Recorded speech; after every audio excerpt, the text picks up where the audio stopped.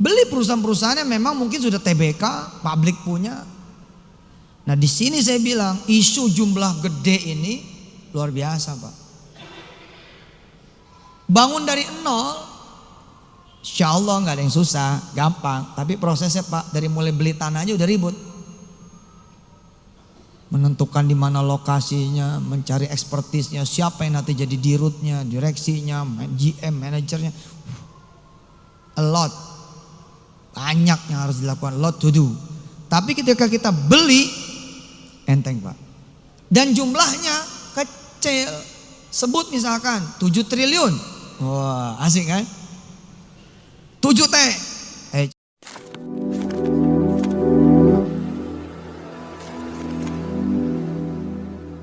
Assalamualaikum warahmatullahi wabarakatuh. Welcome back to my channel Tech TV. Ya teman-teman, kita masih ngomongin YouTube ya. Nah teman-teman, kali ini kita flashback ke belakang di tahun 2017. Nah seperti video kemarin saya jelaskan bahwasanya di tahun-tahun itu memang ada gelombang besar di mana umat Islam itu ada giro. Nah giro itu ada orang yang memanfaatkannya ke ranah politik, ada orang yang memanfaatkannya ke ranah ekonomi, ada juga yang membuat kelompok-kelompok gitu ya. Salah satunya ya pada saat itu yang diuntungkan ya Pak Etren gitu dengan membuat kelompok dengan ya kurang lebih dia bilang kita ini ekonomi syariah gitu ya teman-teman. Nah tapi kali ini kita akan bahas bukan cuma ekonomi ya, karena ini termasuk dalam apa ya sejarah perjalanan bangsa ini, di mana ya si Bang Ucup ini terlibat gitu ya. Dalam tanda kutip ya banyak orang yang terlibat di sana. Cuma kita harus memahami, kita kan ini ngebahas tentang Bang Ucup ini ya. Nah teman-teman kita lihat dulu videonya, yuk check it out.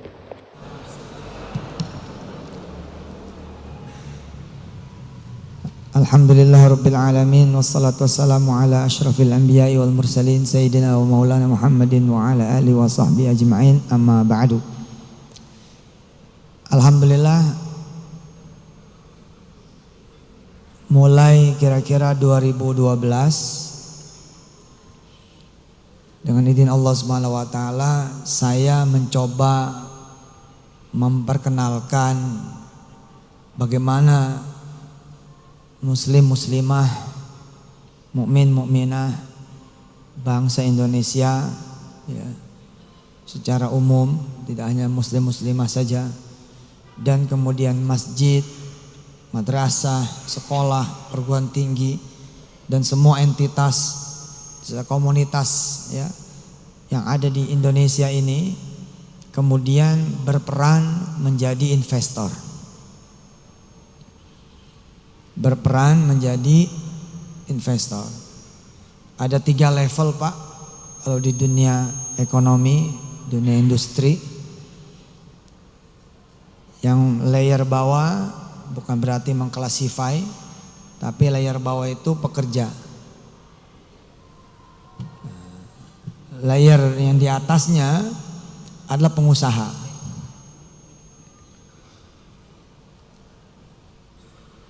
Tapi ada lagi nih layer di atas pengusaha. Dia adalah, insya Allah mohon saya dikoreksi, investor. Ketika bicara tentang jumlah, maka syarat dan ketentuan 2012 nih saya kemudian banyak bercanda tentang hal ini, itu tidak terlalu dibutuhkan. Biasanya syaratnya kan kalau mau jadi investor mesti bermodalkan gede, besar gitu. Nah, ketika bicaranya adalah jumlah, yakni people power atau institusi power, maka keharusan harus dengan jumlah besar itu menjadi tiada. Saya belajar dan terus kemudian menyampaikan tentang redistribusi aset. Sebuah pola yang lebih gampang buat kita bangsa Indonesia.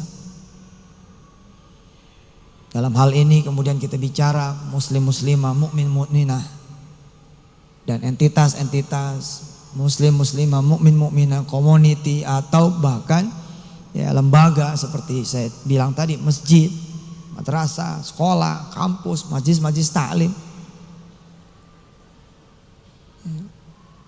Ketika dia sebagai investor, ketimbang dia sebagai pengusaha. 2012 perjalanan tuh. Saya orang yang biasa punya prinsip begini. Pancangin tiang, kibarin bendera. Kasih contoh. Jadi pancang tiang, ceder, kibarin bendera. Kasih contoh. Alhamdulillah berantakan. Wah, ya namanya proses belajar gedebak-gedebuk.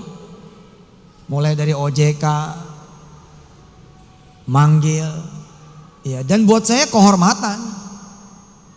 Dulu kan saya gak pernah dipanggil. Jadi ketika dipanggil kan berarti saya mulai dikenali. Yang penting jangan ngelawan, kan begitu. Ketika dikasih tahu jangan ngelawan. Lah, pemerintah alhamdulillah berbaik sangka dengan saya. Pemerintah berbaik sangka dengan saya. Alhamdulillah saya dipanggil dan kena sanksi. Karena saat itu saya ngumpulin duit masyarakat sebagai bentuk eksekusi. Apa sanksinya? Sanksi edukasi, Pak. Jadi saya diajarin. Kenapa saya bilang bahwa lebih mudah buat umat ini berperan sebagai investor? Karena banyak yang punya pikiran begini umat ini. Kenapa sih kita harus beli di pabrik A? Gitu. Kenapa kita harus beli di toko B? Kenapa kita tidak punya sendiri pabrik A-nya dan tidak bangun sendiri toko C, toko B? Kalau saya beda. Beli aja pabriknya, selesai.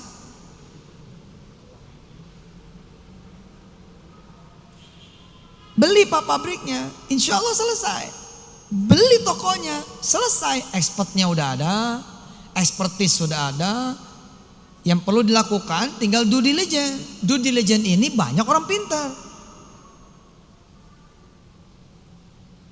Daripada kita kemudian bangun pabrik mie, pabrik odol, pabrik pesoden, pabrik sabun, pabrik sampo, pabrik segala macam, ya beli Indofood aja. Beli Unilever aja. Beli perusahaan-perusahaan yang memang mungkin sudah TBK, publik punya. Nah di sini saya bilang isu jumlah gede ini luar biasa, Pak. Bangun dari nol, insya Allah nggak ada yang susah, gampang. Tapi prosesnya Pak, dari mulai beli tanah aja udah ribut. Menentukan di mana lokasinya, mencari ekspertisnya, siapa yang nanti jadi dirutnya, direksinya, GM, manajernya, a lot. Banyak yang harus dilakukan, lot to do. Tapi ketika kita beli, enteng Pak. Dan jumlahnya kecil. Sebut misalkan 7 triliun. Wah asik kan? 7T. Coba keluarin kalkulatornya masing-masing. Silakan. Biar ada experiences ngitung. Biar ada experience ngitung. Silakan buka kalkulatornya. Dibuka kalkulatornya. Oke, 7 triliun. Nolnya berapa tuh? 7.000. Cara ngitungnya gitu, 3 dulu nolnya, 7.000. 3 lagi 7 juta. 3 lagi 7 miliar. 3 lagi 7 triliun. Sekarang bagi 10 juta. Bagi 10 juta rupiah. Ketemu angka 700.000 rupiah saja. Anda punya kekuatan negosiasi dong. Masa beli pabrik 7 triliun datang Senin Selasa mesti dibayar? Nego loh. Nego. Anda selesaikan dalam 1 tahun. Pembayaran monthly, bulanan. Syukur-syukur bisa kita nego 3 tahun. Begitu kita nego 3 tahun, bagi 36. So, silakan. bagi 36 bulan. Maka ketemu angka 19.450 perak saja.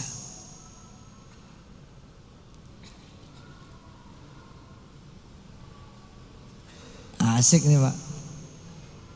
Kalau kita bicara office channeling, disinilah kita bicara kampus office channelingnya. Jadi kolektor fundraisingnya adalah entitas community, masjid, musola, madrasah, sekolah, pengajian, organisasi, komplek, RT, RW, 10 juta merem Pak. Tanpa bicara panjang lebar, saya langsung pilih proyeknya. Oke, itu teman-teman videonya. Nah teman-teman, ini kita tidak bisa pungkiri bahwasanya mungkin peserta 212 atau pemerintah atau media itu ya setidaknya itu mencatat hal itu gitu ya, dimana Bang Ucup itu dia ikut 212. Nah hal itu ya teman-teman, itu menunjukkan di mana posisi Yusuf Mansur pada saat itu. Nah, tapi apakah benar posisi Yusuf Mansur pada saat itu membela umat atau dalam tanda kutip ada kepentingan lain? Nah, kalau kita cerita ke sana, itu kita lihat videonya itu, teman-teman ya. Jadi, video itu adalah salah satu ya cerita yang dimana Yusuf Mansur itu inginnya umat itu di bawah naungan dia. Nah, teman-teman harus ketahui ada beberapa pihak yang memanfaatkan ini ya teman-teman, yang memanfaatkan gelombang ini, walaupun mereka sebenarnya itu bestian, tapi mereka ingin jadi pionir masing-masing gitu ya teman. Saya nggak mau menyebutkan orang lain, pokoknya ada inisialnya misalnya kayak A, S gitu pokoknya. Nah ini Bang Ucup salah satunya gitu, dengan menggunakan Paytrend dan program-program lainnya ya teman-teman. Nah saya biar nggak sebagai tuduhan, saya ngambil referensi salah satunya ini berita dari CNN ya di 2019, lika-liku Yusuf Mansur dari aksi 212 menyeberang ke Jokowi. Dalam artian 212 itu dalam tanda kutip mendukung Pak Prabowo, dan di sisi lain itu pendukung Pak Jokowi. Padahal ya enggak seperti itu jadi teman-teman ya. Jadi ada gelombang massa yang dimana giro Islamnya itu memang murni itu untuk kepentingan ya agama Islam, itu enggak urusan dengan ekonomi atau misalkan urusan politik secara murni, enggak. Dimana ada politik moral aja sebenarnya di sana, dimana ya Islam pingin ya penegakan hukumnya dengan baik gitu aja. Nah cuma Yusuf Mansur ini berbeda karena ada orang yang ibaratnya memanfaatkan dengan ekonomi umat ini, ada orang yang memanfaatkan dengan unsur politik ini. Nah saya akan bicara tentang ekonomi. Nah pada saat itu kan rame 212, pembentukan minimarket 212 atau operasi syariah 212. Pokoknya intinya itu ya teman-teman. Saya pernah mencoba masuk ke sana gitu ya teman-teman, mencoba masuk ke sana. Pada saat itu ada rapat di salah satu masjid. Saya mencoba masuk ke sana dan berbicara tentang konsepnya apa yang akan dibangun. Konsepnya ya sebenarnya nol sih sebenarnya, walaupun di sana bilang ada misalkan kayak AS ini adalah seorang pakar syariah atau gimana, tapi ya menurut saya konsepnya nol. Dalam artian ini konsep yang nggak bisa dibangun secara utuh gitu.